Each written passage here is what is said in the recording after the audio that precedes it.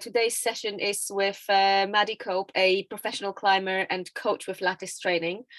And Lattice Training have been supporting our event since the very beginning. So that's a super cool relationship we've got with them, and really we value their input. And it's so cool to have Maddy today. And we also have to thank you, Patagonia, for sponsoring the whole virtual program. And our next session will be on Tuesday next week. So tune in for that. That will be with Alice Hafer on mental training. And then Wednesday will be being a female route setter with Natalie Bell and Nora Bourne.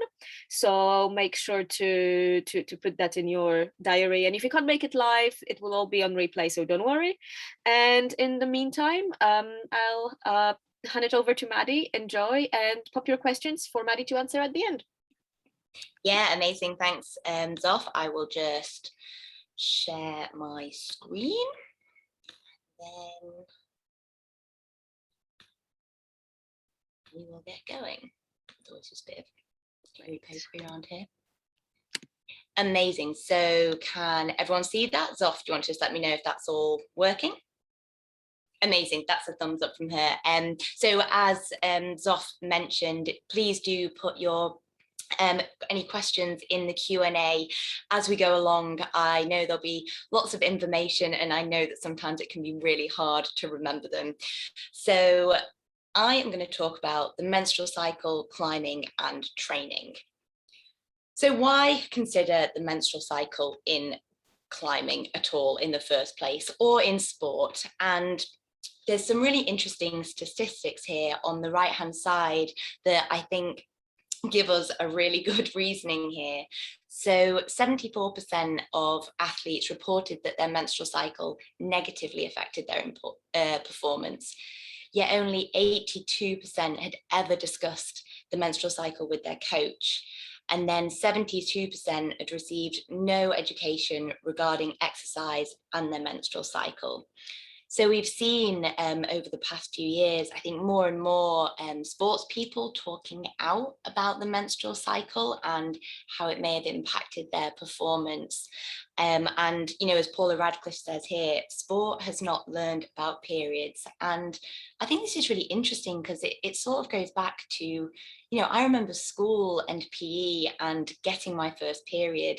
And it was this changing point in my peers, in that we started to miss PE lessons. So it was clearly going to have an effect on our exercise and our health, and yet it was never really spoken about. And I guess there's a key question here as to why. And so this statistic just at the bottom here is that only 3% of studies from the last 10 years in the top sport and performance journals were all female. And there's a reason this is important, because, you know, research does sort of drive conversations in sport and how people are trained. And if only 3% have looked at all female cohorts and actually looked at the menstrual cycle, then, you know, you can see there's going to be a disparity there in where the conversation lies in, you know, in sport. So I guess let's just take a little step back and ask, what actually is the menstrual cycle? So there's always going to be a textbook answer here, and you can see that on the right hand side I've got this really neat graph, and it shows how hormone concentrations change throughout the menstrual cycle. So the blue line is estrogen, it rises up to ovulation and it then falls again. In the second part of the menstrual cycle, after ovulation, both estrogen and progesterone rise, and then they fall, and that leads to the period that we experience, the shedding of the womb lining. So day one of the menstrual cycle is day one of our period. And ultimately, the first phase is sort of about preparing your body for the release of an egg. And broadly speaking, the second phase is about preparing that womb lining.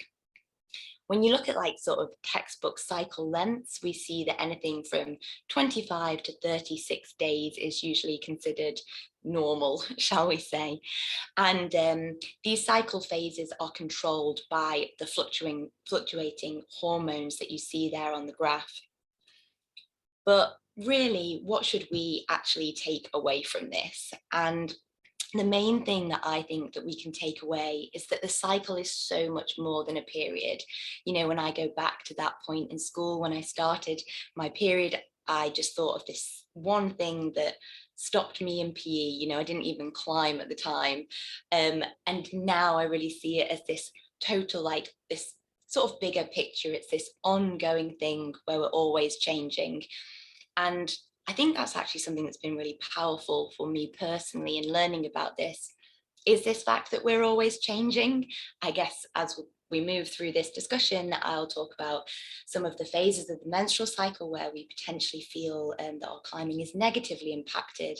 And I think when we view it as this whole picture, we see that that is just a little snapshot, and that, you know, we'll always be moving on to another phase of our menstrual cycle. It's not this sort of permanent state of rubbishness, as I have sometimes thought in the past.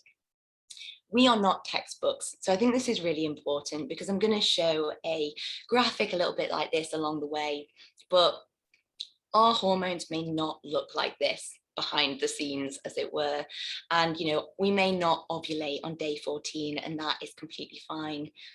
And then the final point is that hormones are controlling, the hormones that do control the menstrual cycle, they do so much more in our bodies. And that's kind of why we're even discussing the menstrual cycle in sport and in climbing, is because these hormones actually have actions way beyond our sort of ovaries and our reproductive system.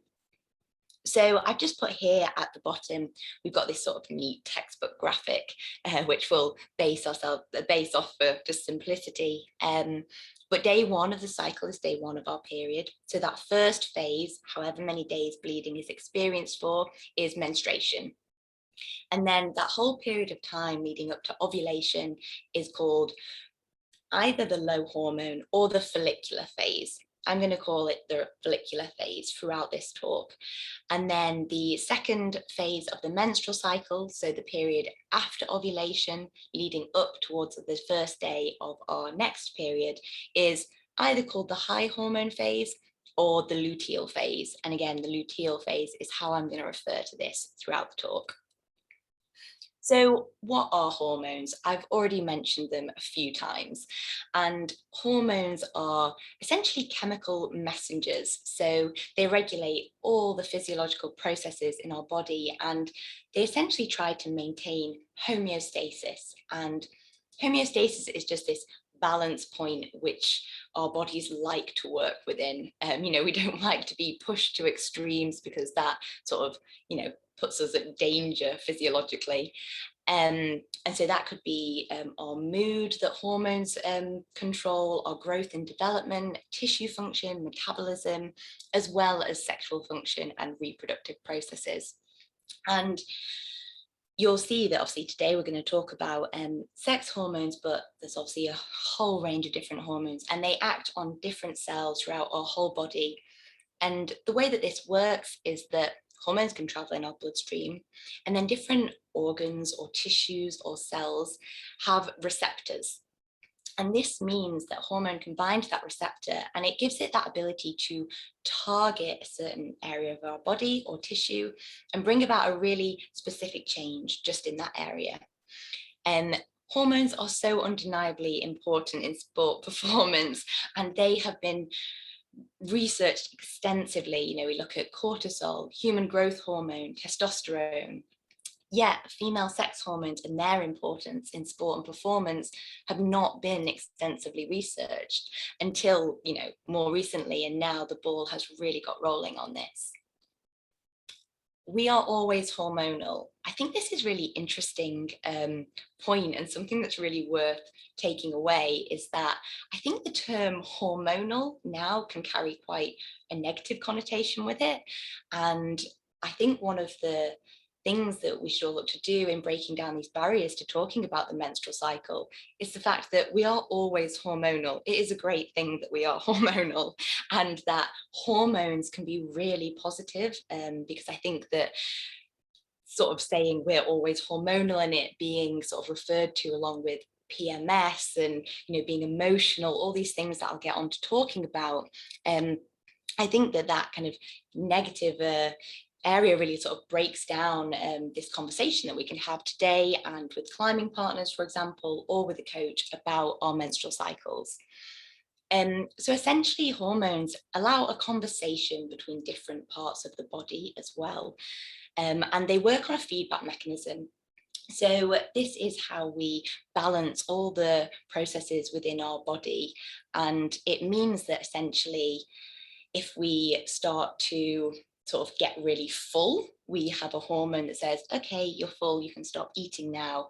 And then when we get really hungry, we have a hormone that says, oh, you're hungry, you should start eating now. So with that, we get these often them working in pairs, and you have this feedback mechanism.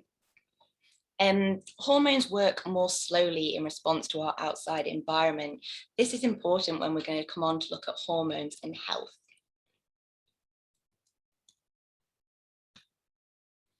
So what are the key players in the menstrual cycle? So I've mentioned that hormones are sort of, here throughout our whole bodies, they control so much, but what we're gonna really focus on today is estrogen and progesterone. There are other hormones that are definitely at play in the menstrual cycle, but these are just some of the key ones that I'm going to focus on. And the reasons being is that they have some really major roles outside of our reproductive system. So estrogen has a major role in increasing our bone density and muscle mass. It plays a role in our cognition, coordination, and mental function. It increases our tendon and ligament laxity, and it helps control our body fluid. Progesterone increases our basal body temperature, as well as our resting metabolic rate, and it also controls body fluids. They often do this by preventing us from losing so much sodium. So we retain more sodium, as in sort of salt, and when we do that, we retain more water. And progesterone also results in a reduction in blood volume, cardiac output, and blood pressure. So as I just sort of rattled through those, we need to be thinking, do these impact on our climbing, our training, our sort of performance or our experience?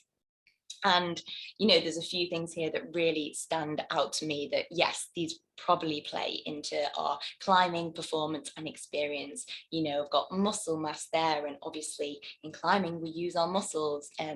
Cognition and coordination, climbing is a really cerebral sport. Tendon and ligament laxities, we have lots of soft tissues holding our shoulders together and making us feel robust. So if these hormones potentially impact our physiology in this way, and therefore our climbing and our experience, then this is why they might be worth thinking about. So this is some of the theory, though. This is the theory of like what we sort of understand about these hormones. This is some of the theory of what we understand about these hormones and how they act in our bodies. And so in the follicular phase, so this is this period from day one of our period up to ovulation, and we have that rising estrogen, but most importantly, progesterone is low. So glucose and glycogen metabolism is increased during this phase. So we're burning more glucose and glycogen. Protein metabolism is reduced, and there is an increase in soft tissue laxity. So this, again, is sort of what we know from really zooming in and kind of looking at our cells. And the most important thing here is that if protein metabolism is reduced, I've put in brackets there the word anabolic. And what this means is the building up of stuff, of molecules, of proteins. And that's really important when it comes to sport and training, because we often want to be adapting, and that is really linked to the building up of proteins. So in the luteal phase, some of the theory behind the action of these hormones during this phase is that glucose and glycogen metabolism gets reduced, fat metabolism gets increased alongside protein metabolism. So we can already see it's a little bit like the opposite. Water retention increased and our metabolism is increased. And I've put in brackets their cravings by metabolism, because this is often a phase where lots of people report experiencing cravings, and it actually may just be that our metabolism has increased and we are not meeting those needs with our nutritional intake. So that all sounds a little bit detached from reality, and that is because it is theory. It's when, you know, scientists look at what happens in cells, and it's not so much the big picture of what that might play out like in practice. So, you know, we need to take theory and we need to then look at the practical elements. So there's the understanding of hormone actions, and then there's actually the individual experience, you know, the sort of result of those hormones in the real world. And, you know, we're looking at this, I guess, within the context of climbing. So we also want to think about our sports demands.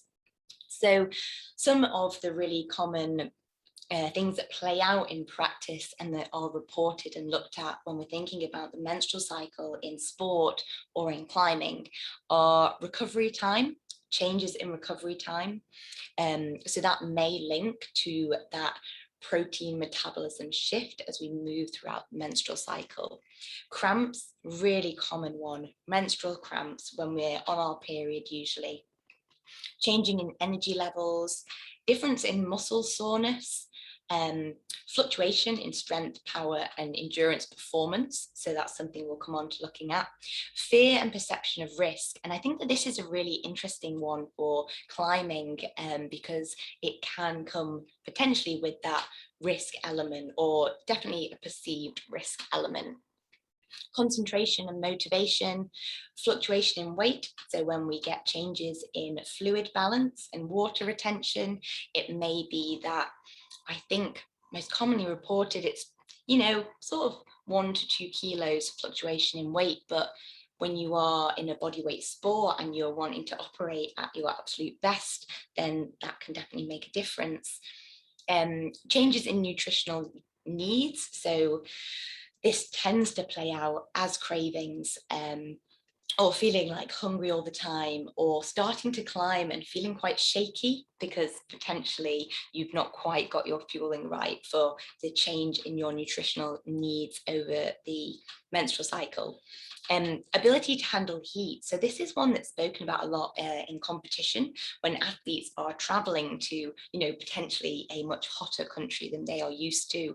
And if they are in that second phase, that luteal phase, where their basal temperature is increased, that can be much harder to adjust to. May also be relevant for climbing if you travel somewhere really hot. Okay, hormones and health. So before we dive into all of the training side of things, I think the first thing to look at is actually what these hormones do beyond performance as well, and how they really play into us being healthy climbers, and climbers that will be able to train in a really sustainable way. And I think this has come into the limelight a lot. It's I know a friend of mine, actually, Mina Leslie Bajastic, has spoken out about her experience with Red S, and quite a lot of other climbers have as well. So it's very much a topic of conversation that's been sort of, you know, pushed out into the open. And I think that that's really positive, and it really plays into the discussion about menstrual cycles, because one of the things that we can sort of monitor alongside our cycle is our health. And I guess this is the thinking that our hormones control so much more than our periods. And you can see on the left side, I have health, and on the right side, I have performance. And performance tends to be what we feel in the acute sense in the moment. You know, we care about how we climbed that day. But in the long run, our health plays such a big role. You know, climbing is such a lifelong sport, and so we really want to sort of look after our bodies in that sense as well. So what I'm talking about is Red S, and what I've just popped at the top here is actually the Olympic Committee's statement on Red S. So I guess this is how that they define it. And essentially, Red S is relative energy deficit in sport, and it is when we are in a sort of state of what we call low energy availability. So we can all imagine that, you know, all our movement throughout the day, everything we do, that costs energy for our bodies. But what we don't see is that then behind the scenes, all our bodily functions, all our hormone actions, that costs energy as well. And the reason that red S sort of comes about is when there is a mismatch between the energy we take in, so the food that we eat, and the energy cost of what we do, movement-wise. And if this does not balance out with the total energy we need to both do all of our movement, as well as just run all our bodily processes, then we start to put a bit of a dimmer switch on those bodily processes. And one of the things that we notice when it comes to the menstrual cycle is we see some changes there, because I guess it's an area that the body is thinking, you know what, we can just shut this down a little bit. It's costing us energy and we need to spend it elsewhere. So this graph on the left here, I think, is really useful, because what it shows is that if we either eat the same amount but increase our physical exercise, or we keep our physical exercise the same but reduce the amount we take in, the amount we eat, what we get is that our body will always look to fuel the movement. And so what we get is a reduction in the energy available for life processes. And what's actually quite interesting about red S is it's not necessarily synonymous with weight loss or low body weight, because it's essentially the process of our body saying, okay, I'm going to make sure we save energy. So the menstrual cycle is a barometer of health. So I see this sort of phrase passed around quite a lot, and this is the reason why, because if we start to, should I say, like slip into red S, if we are not balancing our energy intake with our total energy needs, then we will start to notice some changes in our menstrual cycle. So eumenorrhea is the term given to a healthy, regular menstrual cycle. Amenorrhea is a more severe form of menstrual dysfunction. So it could be primary, which is delayed puberty, or it could be secondary, which is someone who has started puberty, but then I think the medical terminology is to not have had a period for 3 consecutive cycles. But the fact is, it's not a sort of on-off switch. You're not suddenly sort of amenorrheic, and it will tend to be that we go through this process of other maybe menstrual dysfunctions, such as not ovulating within a cycle, or having a very long cycle, or having a bit of a shorter cycle. So essentially all these changes in cycles can potentially help us sort of manage our energy availability and take a step back and think, okay, my cycle is changing, why might that be? I should just point out here that changes in the menstrual cycle and menstrual dysfunction, they definitely are a medical concern. So although it may be attributed to climbing, training, nutrition, it's definitely something to always seek medical advice around. So, you know, again, looking at all those hormones and those graphs, it's, you know, a little bit sort of confusing, but essentially what is happening in our bodies here is that there's a discussion going on between our hypothalamus, which then controls the hormones we produce, and our ovaries. And it is saying, we are under stress. We do not have enough energy to release an egg, build a womb lining, and have a regular cycle. And so we're not going to produce that estrogen that you need in order to do that. And the ovaries say, okay, we didn't get much estrogen, that's fine, we can save energy, we're not going to release an egg, we won't build a womb lining, and we won't have a regular cycle. So moving on to the menstrual cycle and performance, where is the research at? So I'm going to start with a little bit about the research, and the reason for that is because I think the low volume of research has really played a role in sort of the menstrual cycle in sport being quite a quiet topic for so long. And it's also because it's slightly exploding as an area being spoken about, you know, on Instagram, in the news, a lot of the information is being drawn from the research that we do have. So I think it's useful to understand how they conduct the research, where it's at right now, as well as some limitations with it.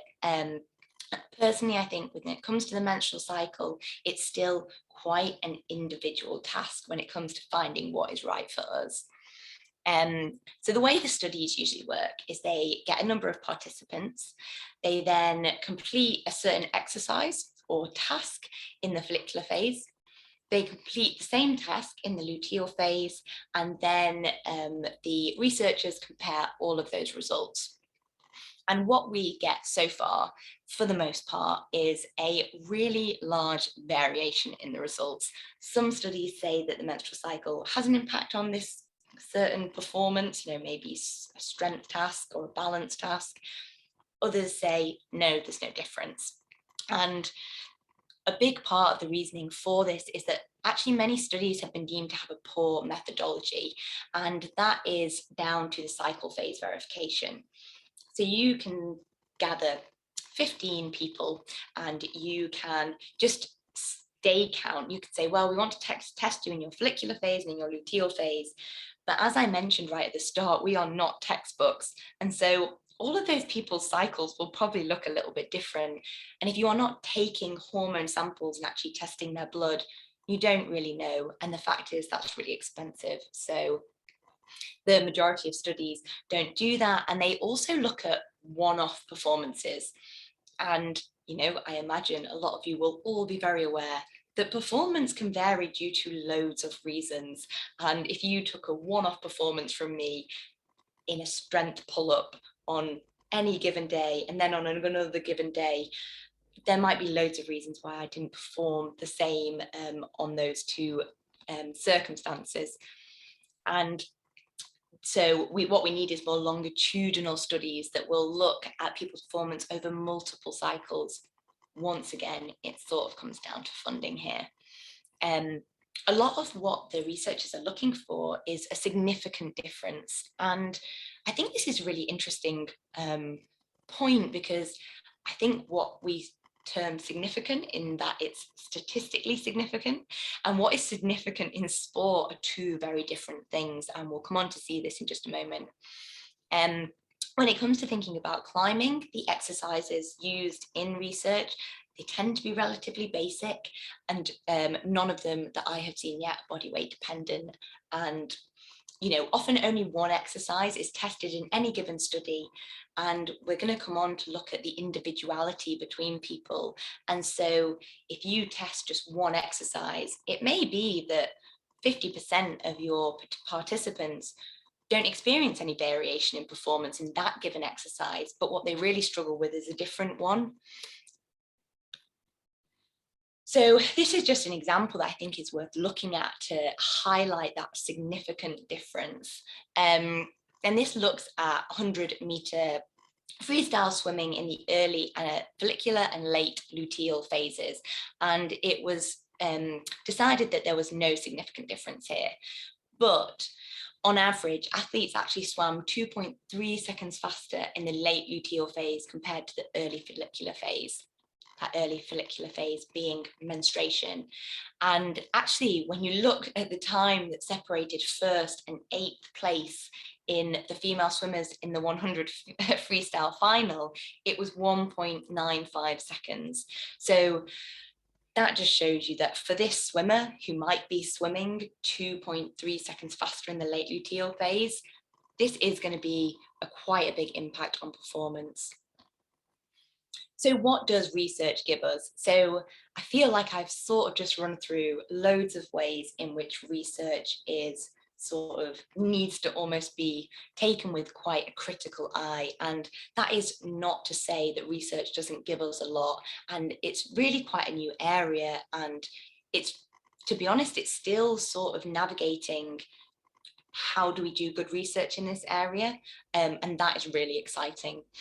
But beyond that, it can still be a really good place to gather ideas. And then we have to undergo a bit of personal experimentation to see if they actually apply to us. So on the left side here, I've just got some sort of key findings from research. So one is that perception of performance is reduced in early follicular and late luteal phase. This often rings true to many people, as this is menstruation and what we usually call PMS. And so what this gives us as an idea is maybe this is a time to deload training, or to think about how much climbing we're doing and try and, you know, take the foot off the pedal a little bit to help sort of maintain that good relationship with climbing and with our performance. The second is that more performance outcomes were relatively reduced in the late luteal phase than any other phase. So I know this from talking to a lot of climbers as well. A lot of people actually find that once their period starts, they start to feel much better. For others, that is not true. But what they actually found when they collated all the data, this was from a review, was that actually the most, like, sort of the highest number of times when performance was relatively reduced was that late luteal phase. So this just means that this could be a good time to schedule a rest or a deload week, or to have a little rest from your hardest project. The third is that a greater gain in muscle mass and strength was seen when strength training was focused in the follicular phase. So this tells us that the follicular phase could be the optimal time to focus on pushing our strength. And again, I'm going to come on to talk more about this, because I don't mean that we shouldn't strength train at any other time, but this is the time when, if we did really focused on it, then in the studies that have been done, they actually saw a greater gain in strength. So the last thing is to be aware of potential soft tissue injury risk around ovulation and in the days after a period is due, if there is a late period. And this is an area where there's actually been a lot of research around ACLs and knee injuries. Obviously, I don't really know how that transfers to climbing. We do have the shoulders in an area where laxity could potentially make us more vulnerable to soft tissue injuries.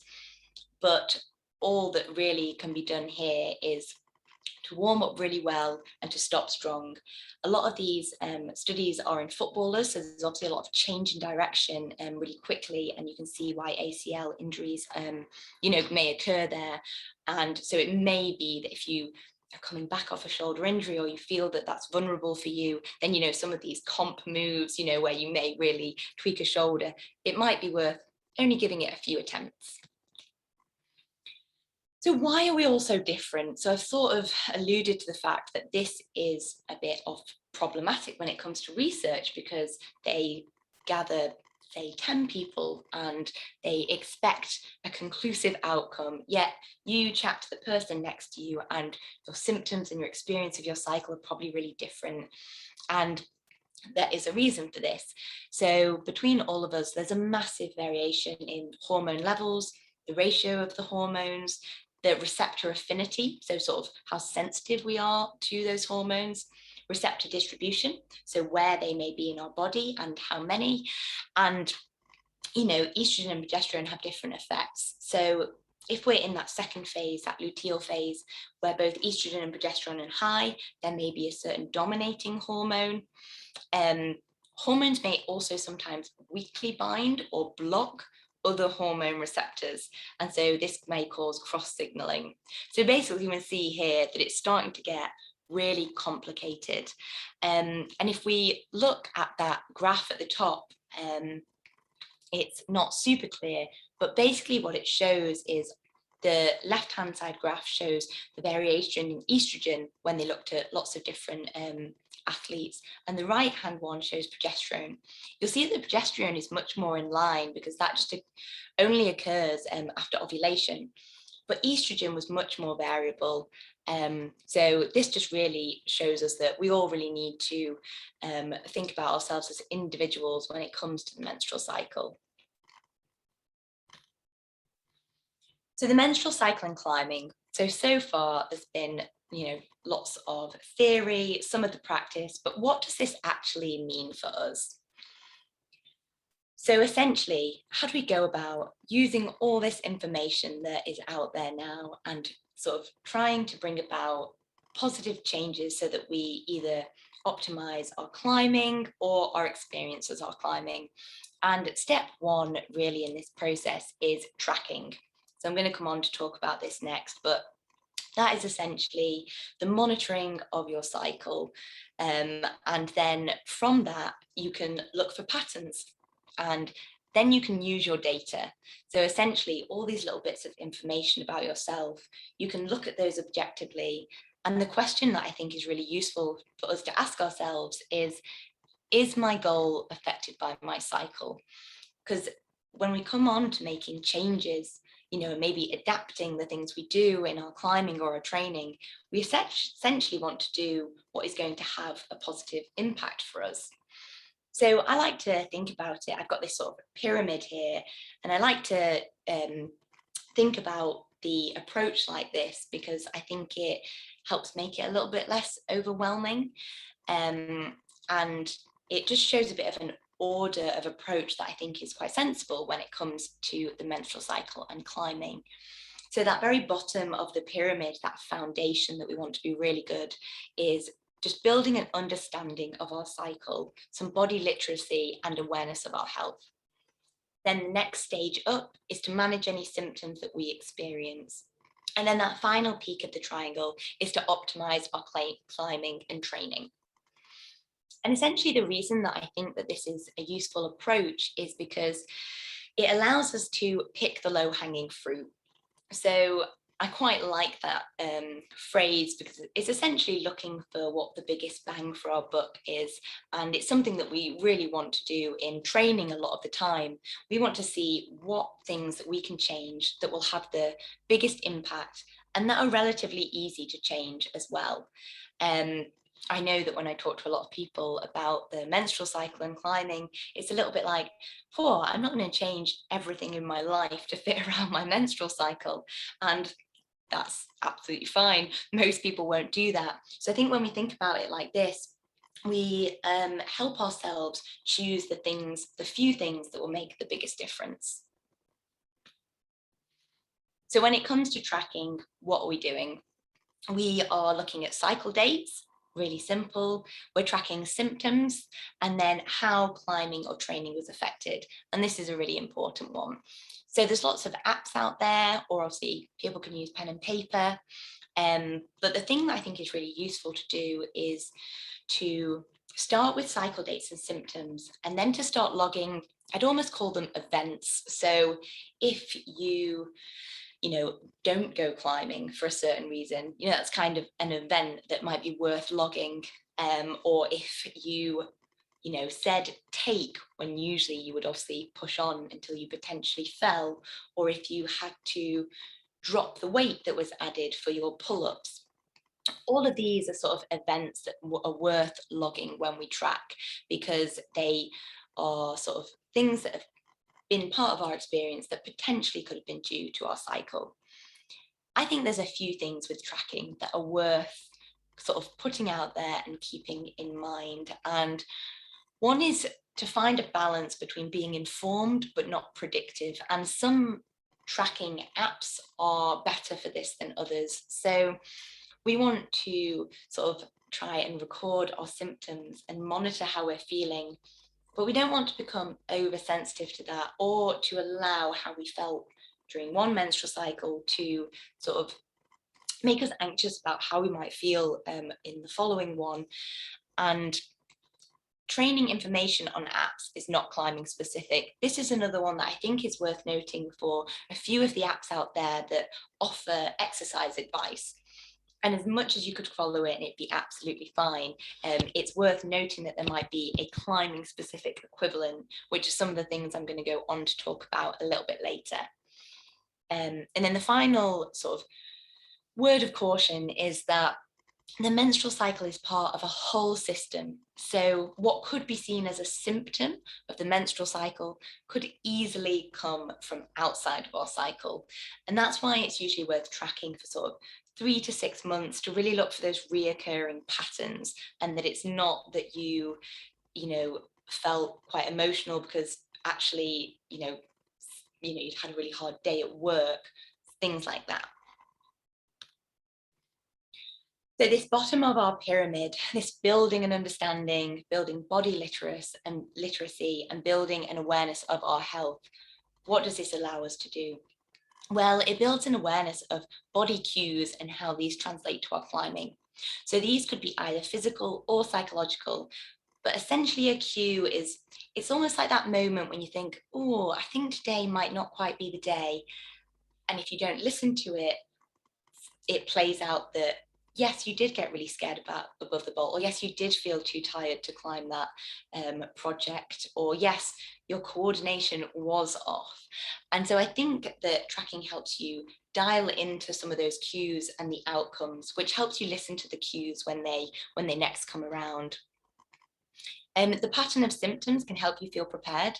So I think this is one of the biggest ones where understanding and knowledge is just empowering. And I've spoken to so many climbers who have chose to change absolutely nothing about their approach to climbing, not in a very conscious way anyway, but they've just found it really useful to be aware of where they're at in their cycle and how they may feel.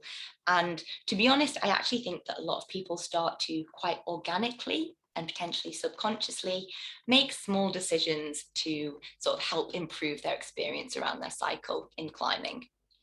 And the final thing that this sort of most basic form of tracking allows you to do is just to monitor any changes in your cycle that could potentially be indicative of low energy availability. And this might be particularly important when you start a different form of climbing, or something changes in your life, like you get a new job and you are going to cycle to it.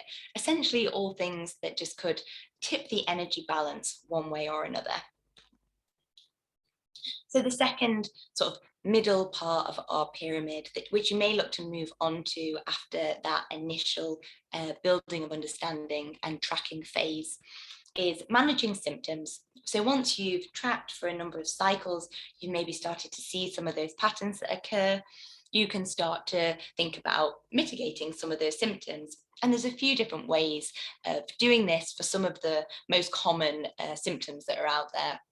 So supplements and stretching for cramps and premenstrual symptoms. So this is sort of often the top of everyone's list, and things like zinc, fish oil, vitamin D, calcium and magnesium.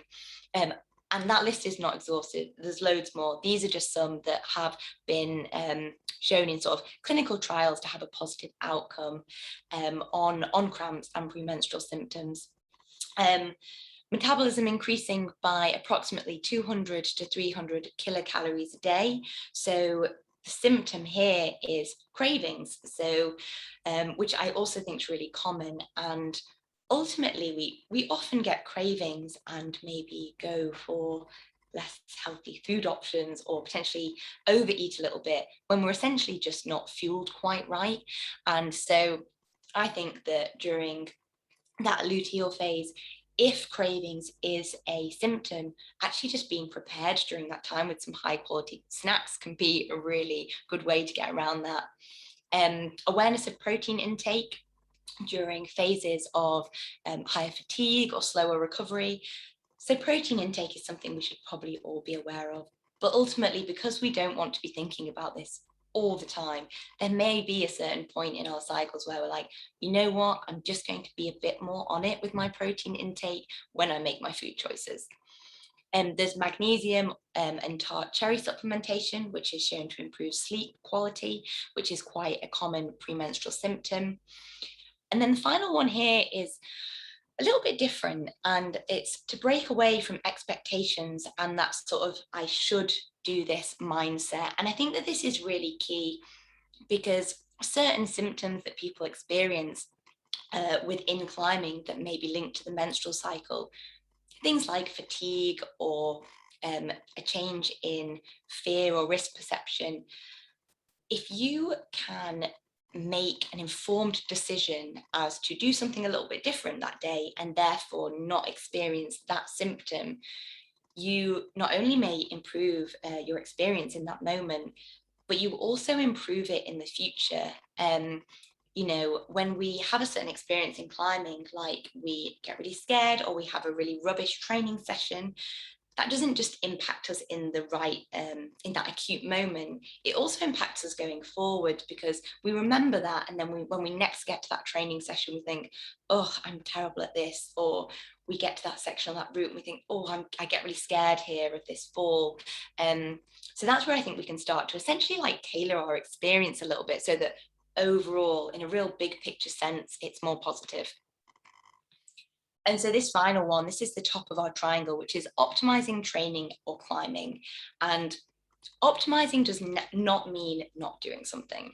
So the word optimizing in and of itself is to sort of really take that little top percent and improve it and we can optimize either within climbing or training, or we could optimize outside of climbing and training.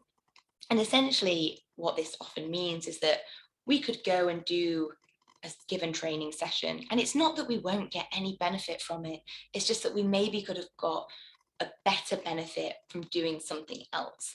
And so what I'm going to look at now is just some of those choices we can make within that.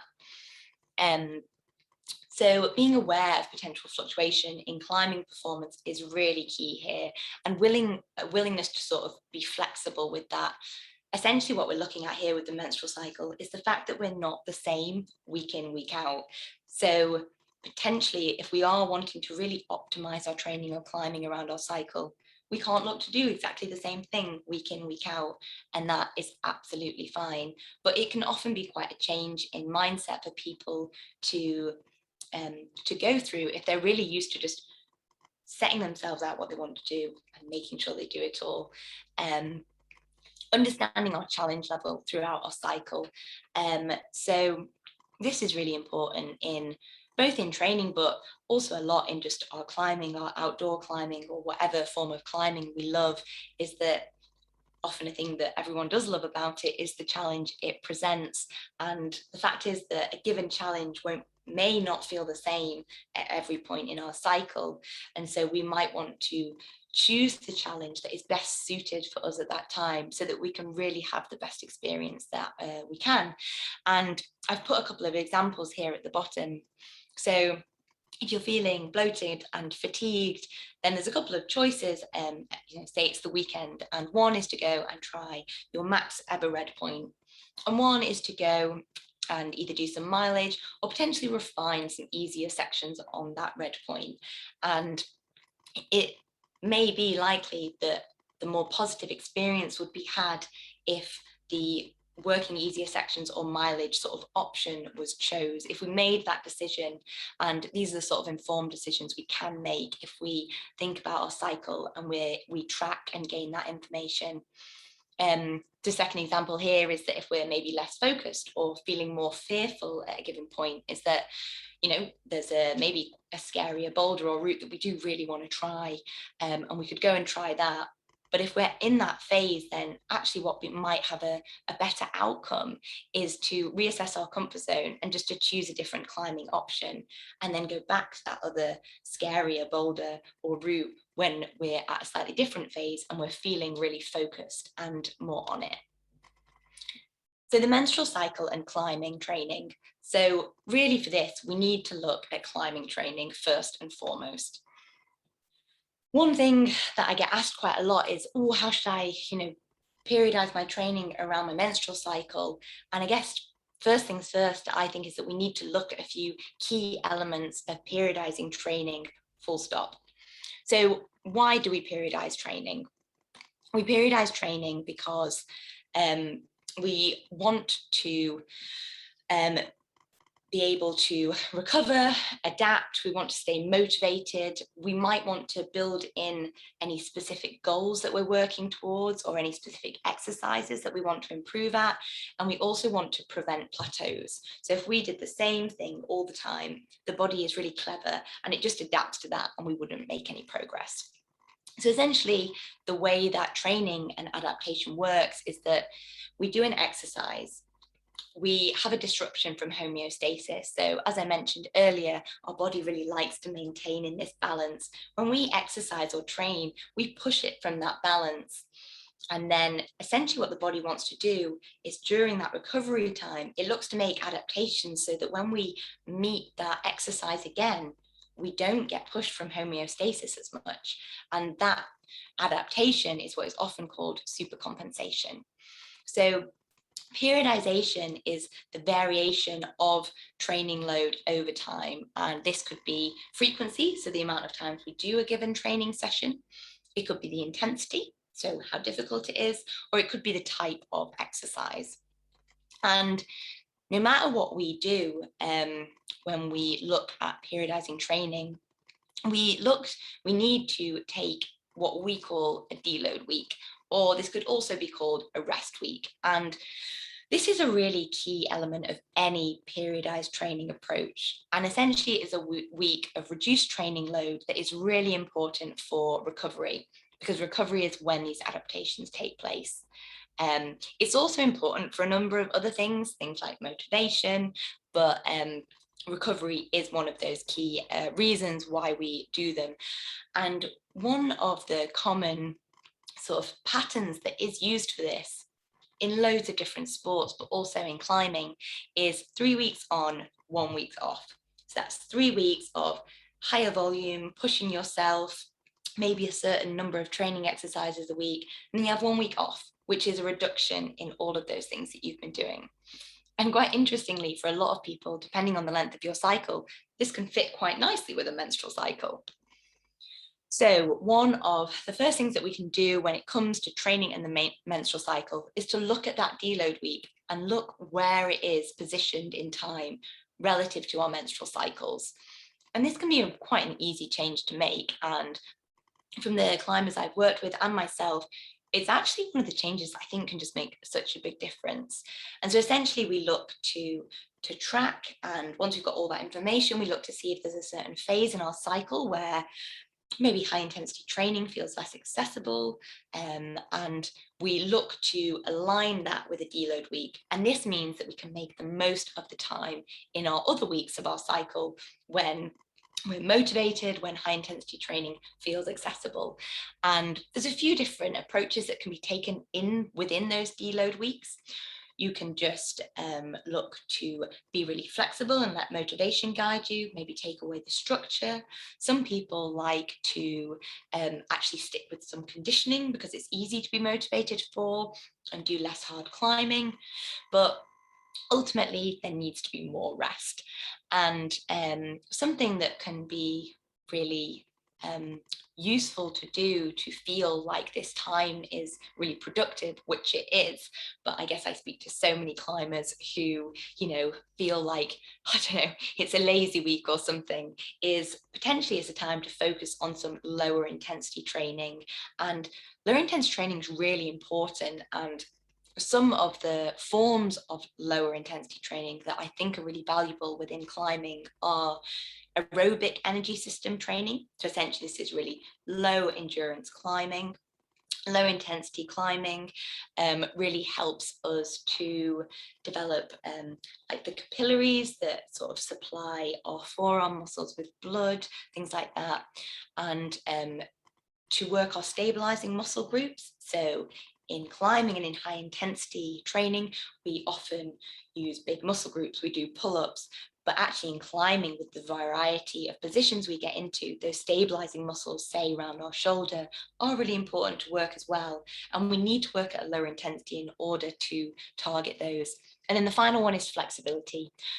So these are just some of the things that I've come across that I think people can often overlook and can be a really valuable use of time in these deload weeks.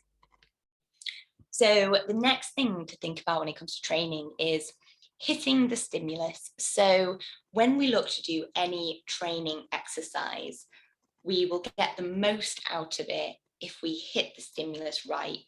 And by that, I mean, if we are wanting to work on max pull strength, then we need to be able to hit that high load that allows us to work those certain muscle fibers. So if we go into a max pull strength session and we are, say, even just really tired from climbing the day before, then actually that session might not be optimal, because we might fail. We might not be able to use the weight that we're meant to train at, and therefore the training session has not been optimal. That is not to say it's been a waste, but it's could have been replaced potentially with an easier session like flexibility training or those lower intensity climbing aerobic capacity sessions. And then the stimulus would have been more easily hit. So I've just got a few examples here of some of these substitutions that we might make in order to allow us to hit the stimulus when it comes to training and the menstrual cycle. So I've used a few things that I hear a lot from climbers that I work with. So one of them is feeling powered down. So just feeling like you haven't got that oomph. And if you're a boulderer, something that you might do is campus training. And if you're in that phase of your cycle where you feel powered down, if you walk up to the campus board, you might just not be able to perform in the way that you need to in order to progress at that exercise. So one thing that you could do is just complete the campus session anyway, fail, struggle, could get frustrated, or you can choose to do something else. And that could, for example, be an aerobic capacity session. Lower motivation. There might be some exercises that you don't like doing. Lots of us need to do exercises we don't like doing because they maybe help keep us stable. Maybe they're good for injury prevention. Maybe they're just working on a weakness, and we do want to do those things anyway. But if we've got lower motivation, ultimately we want to do something that we enjoy and that we find easy to get motivated for, because long term sticking to climbing, that will make a really big difference for us. So I've put max hangs here. I really enjoy max hangs. I actually find them a really easy thing to get motivated for. That might not be the same for everyone. Obviously, these are quite personal. At the bottom, we've got fatigue. So if you're feeling really tired, could be a weighted pull-up session. Might be hard to hit that stimulus, or it could be a shoulder stability session, which would be also really valuable, but much easier to hit that stimulus. Reduced coordination is another really common premenstrual symptom that climbers report. And limit bouldering often requires us to really grab holds, be really precise, be really quick, and that might not be quite there. And so instead, what we could just do is a really basic conditioning exercise. So the menstrual cycle and climbing, strength and endurance. So both strength and endurance are really important in climbing. These are obviously things that we might like to train. And as I mentioned a little bit earlier, there is some research that has been done that shows when training was focused in that follicular phase, so that first half of the menstrual cycle, better strength gains were seen than when it was all focused in the luteal phase. And this has led to something that people call the gain then maintain approach. So essentially you look to push your strength training in the follicular phase, and then it's not that you don't do any in the luteal phase, but instead what you do is just look to maintain that, become more consistent, and this way you can sort of consolidate those gains rather than continuing to try and push and maybe not quite being able to hit them. So the luteal phase, I think, is sometimes slightly demonized when it comes to strength training. It's really seen as this lesser phase in the sort of sports performance world, and a lot of what we see out there makes us maybe feel that. But ultimately, climbing massively depends on strength, and we don't want to give that up. So instead, we want to look how we can support our strength training during this time. And one of the things is to ensure carbohydrate intake before your session. So this goes back to that slight shift in metabolism that we see, where our bodies go into what people tend to call a glycogen sparing mode.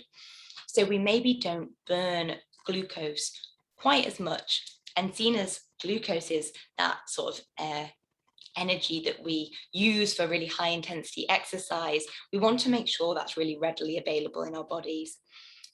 We could reduce the volume of high intensity training. So this plays into that gain then maintain approach.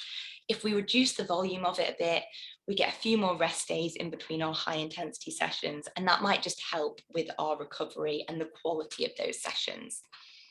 We could have some protein pre and post training.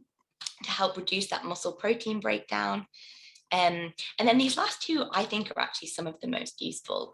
So use RPE and focus on the intention of the training session. So we might use numbers as climbers to guide us in our strength training, you know, a certain weight added, a certain grade at the climbing wall when we're doing a given training exercise. But ultimately, RPE, our perceived effort in an exercise, is a really good guide of what we're hitting. And if we look to change the grade we climb on so that it fits with our RPE, then that is better than just hitting our head against the wall on the same grade as we might have used previously, but just failing and getting quite frustrated.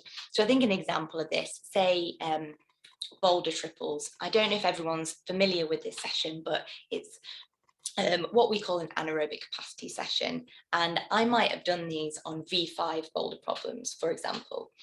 And maybe in my luteal phase, I'm finding this more difficult. And instead of just trying to do it on V5s, failing and getting really tired, I just look to think, how do I want to feel in this training session? I know how I want to feel, so I'm going to find whatever level of climb allows me to get that feeling. And how we feel in a training session is a really good indicator of us hitting the right stimulus. Smart scheduling. So this is one I've personally found really useful. So when we go to the climbing wall, we're going to do a training session. We might choose to do 3 different exercises, or we might choose to do 2, or we might choose to do 1.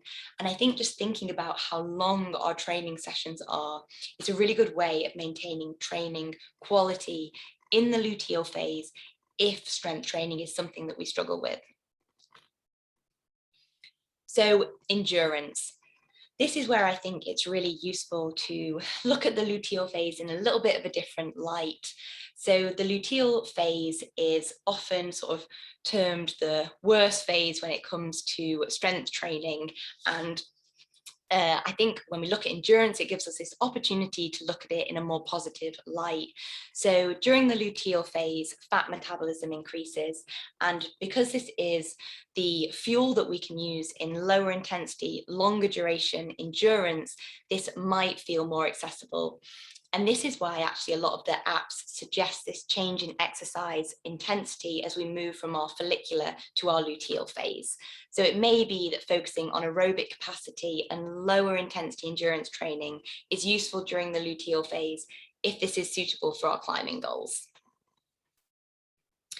So this is the sort of a bit of an overview of the cycle and some of the different things I've discussed today. And I realize that it can still seem a little bit overwhelming. There's loads of different ideas here. And ultimately, when it comes to our individual experience, we'll probably just pick a couple of these. So I thought I'd just go through my menstrual cycle journey as a way of sort of, I guess, showing you how this has played out for me. So I tracked my cycle. I then found that it was 27 days long, and this just helped me inform my experience at first. So I might just started to make some quite organic decisions about when I tried harder climbs, when I backed off a little bit. One thing I also noticed is there was a bit of a variation in my cycle, depending on how much I was training.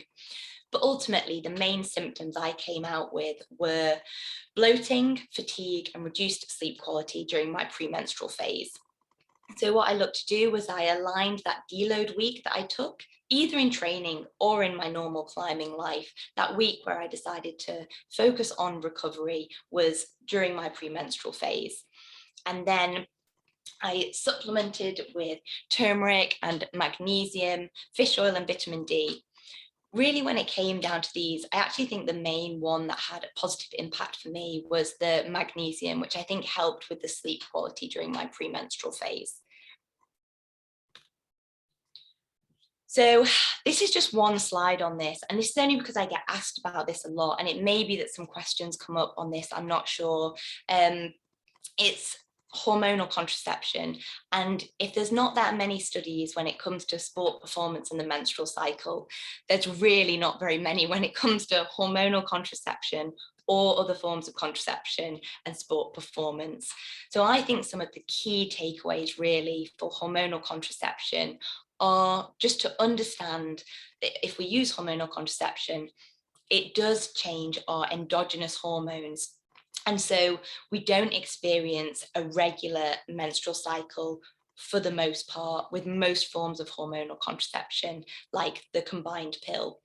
And the bleeds that we do experience, for example, if we're on the combined pill, are actually called a withdrawal bleed. So these are not a period. And all this means is that this can't actually be used as that marker of health that we may use our natural menstrual cycle for.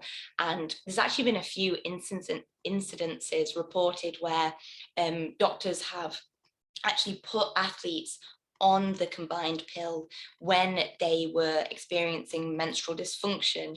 And this is not the best course of action, because actually this just masks the problem rather than fixes it.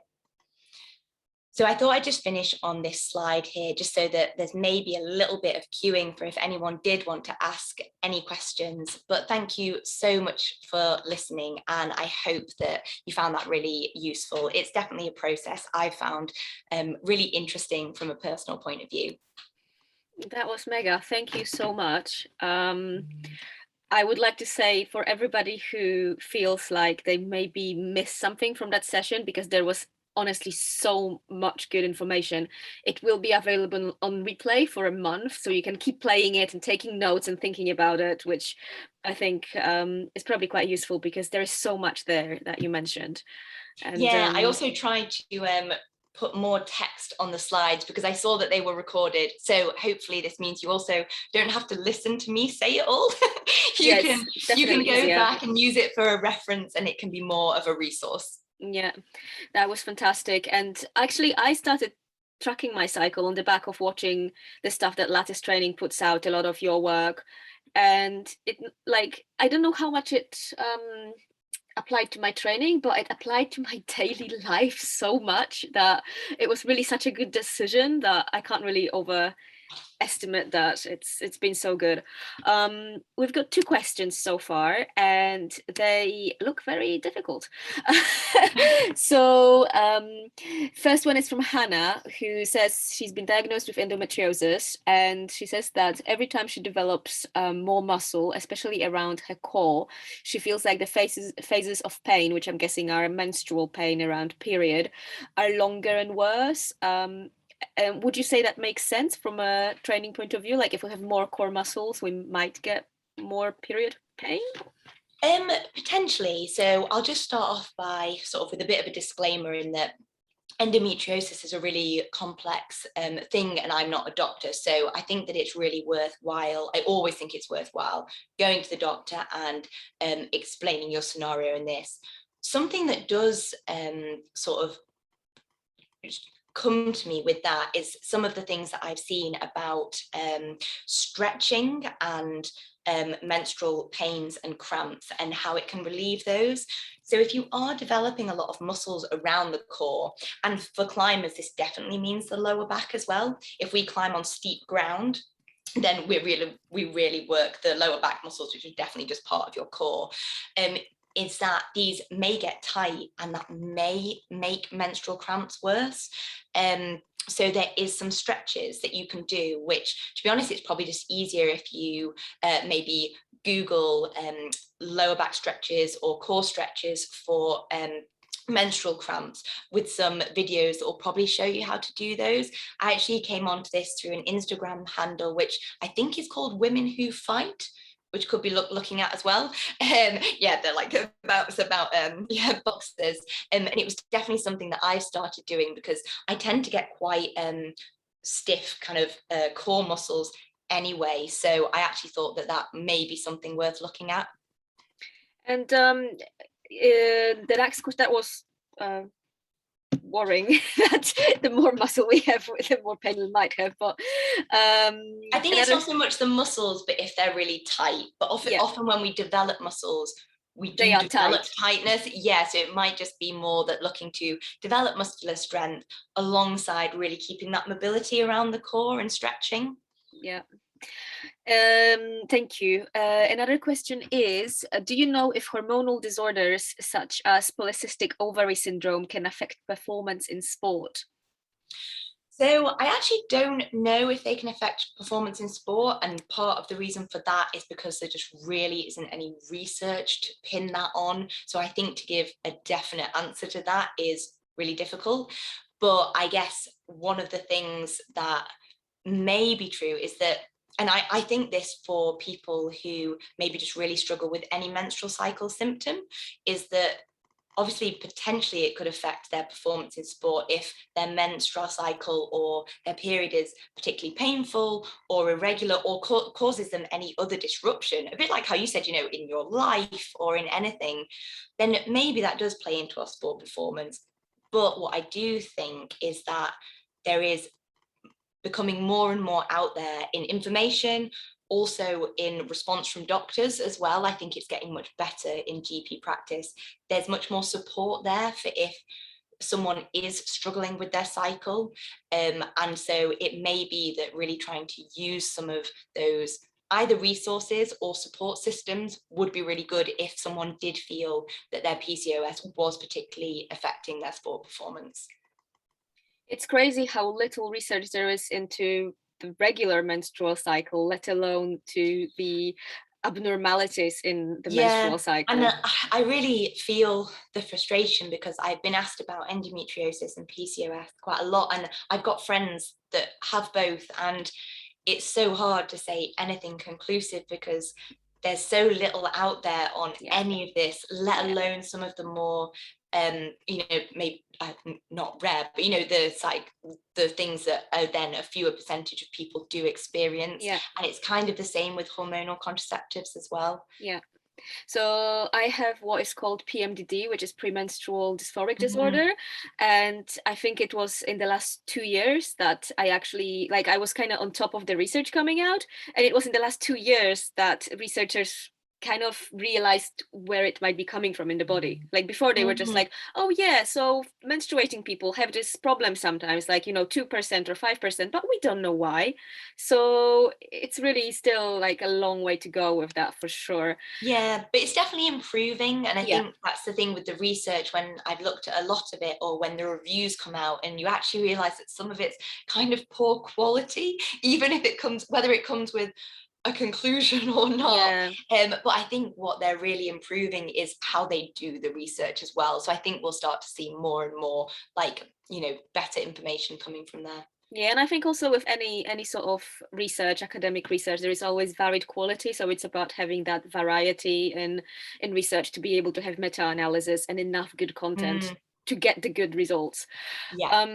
We've got another question, which is actually super interesting. Is there a hormonal cycle also for men, or is that purely for menstruating people? It is actually quite interesting. So we have a number of hormone cycles within our body, like a daily one with cortisol, and we have peaks in testosterone throughout the day. And so that is something that I think that some men do experience, and it has definitely been spoken about. And I've not seen loads in it, but I think for the most part, what men might experience is a bit more of a cycle within a day with a peak in testosterone. That tends to be why, generally speaking, most people perform better in the afternoon than in the morning. Because do menstruating people have that peak in testosterone as well daily, or? Oh, sorry, this was in men. Was the question about whether men had a cycle? So if men have a menstrual cycle, and you're saying that they have a daily cycle. So they don't have a menstrual cycle. Just hormonal cycle. Yeah, a hormonal cycle. So that the men maybe do experience some fluctuations that could be caused by fluctuations in their testosterone. They don't have a menstrual cycle in that their male estrogen doesn't cycle in the same way that ours does, but they may feel that certain points are easier for sport performances, and that's most likely maybe with a peak in testosterone for them. And that's daily. But what I've seen about that is daily. So I don't know whether then a bit more longitudinally it has a cycle. I'm not 100% sure on that, but there does tend to be a daily peak in testosterone where strength performances are usually a bit more easily accessible. And does that happen also along the menstrual cycle? So as menstruating people, do we also have that daily peak in testosterone, or we don't get this?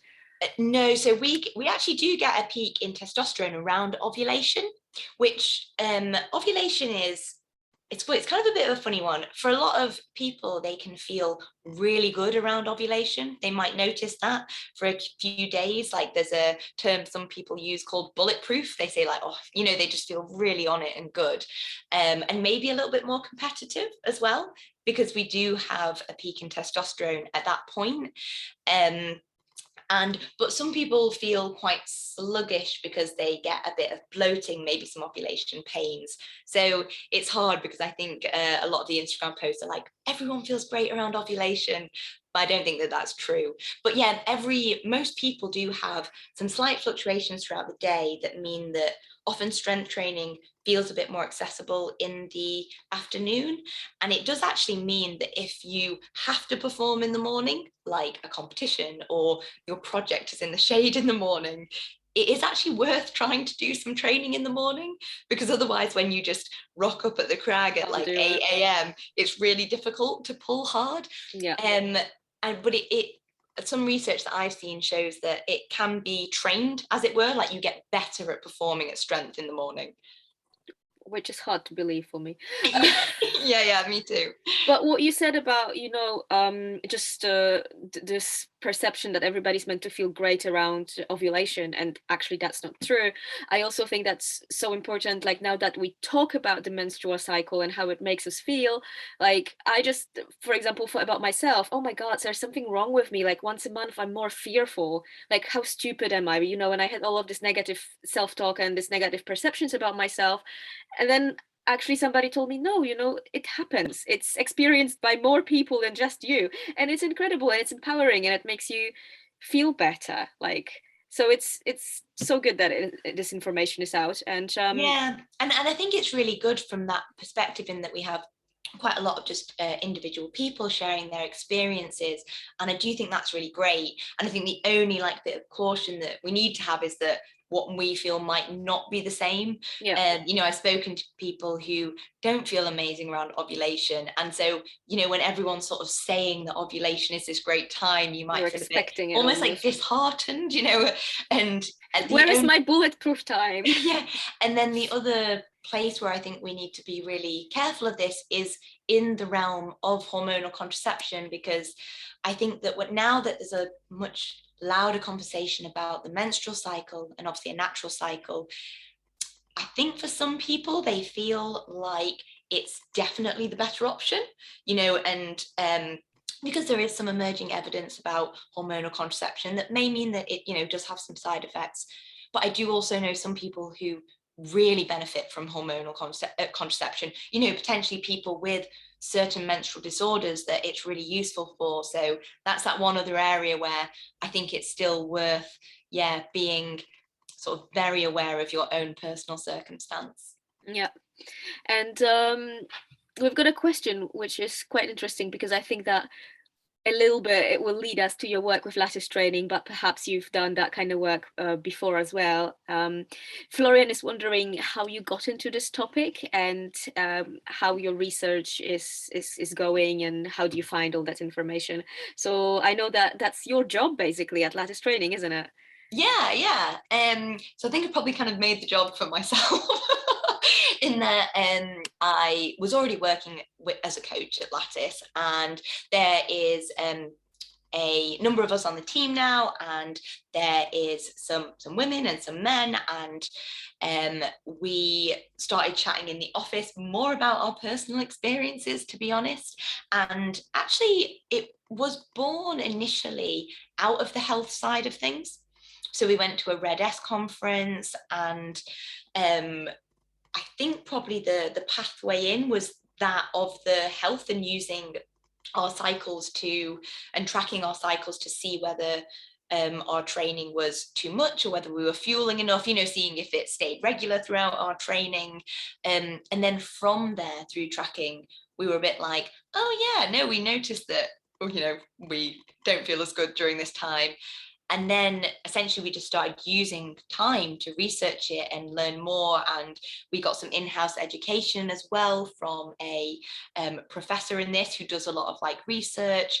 And it's just really gone from there. And so we started to do some of our own stuff, but a lot of it is built, I found, we look at a lot of the information, but then we've started to just try and extrapolate it into climbing.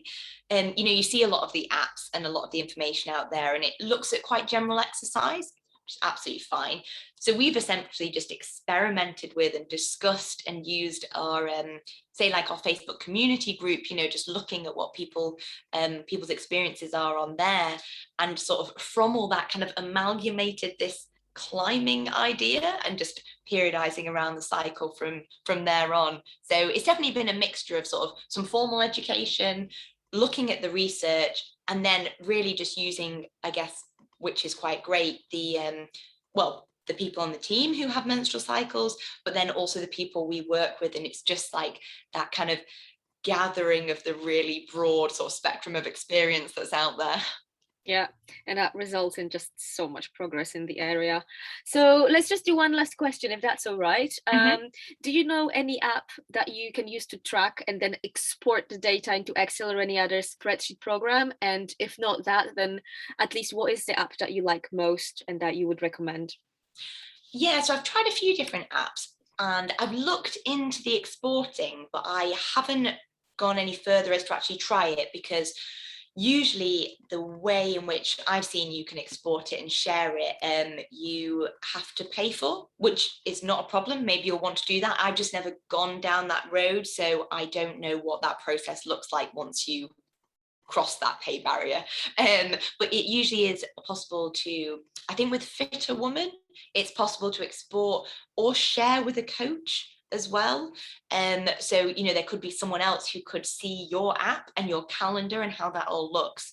From my personal use, I have tried Fitter Woman and Clue. So there are loads of others, but ultimately those are the two I've sort of gone with. They have pros and cons. So Clue is really simple, which I quite like. It's just like quite easy to use. But what's difficult about it is that you can't add, I guess, what I'd call free notes. So just like you type what you want, you use their like infographics, and it's just not that easy to just write your own notes, which obviously when they're not geared up for climbing, it's like so easy to input what you want. Whereas Fitter Woman on the calendar, you can literally write. I'd write when I did a max hang session, you know, it became a bit more of a way that I could log my training as well as my cycle. So I really liked that one for that. Fitter Woman comes with a lot more information on it about exercise. And so the only word of warning that comes with that is that, again, it's geared up for sort of running and stuff like that. So it may not be that all the exercise information fits with what you want to train as a climber.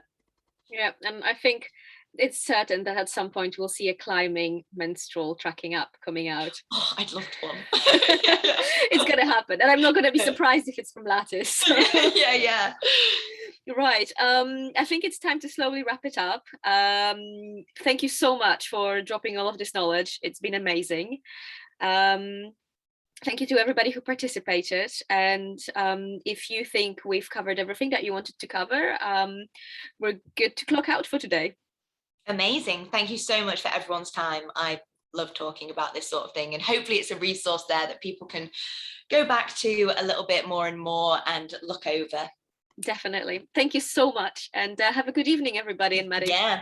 Bye-bye. Bye.